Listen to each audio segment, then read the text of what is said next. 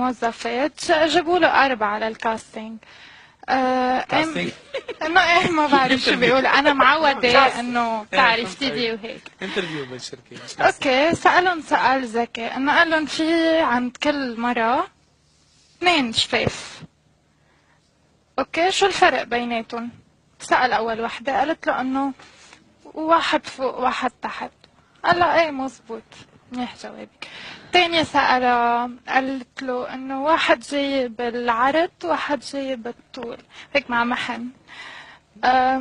تالتة قالت له انه واحد بيحكي وواحد ما بيحكي. يا عيني الرابعة بعطيه الرابعة.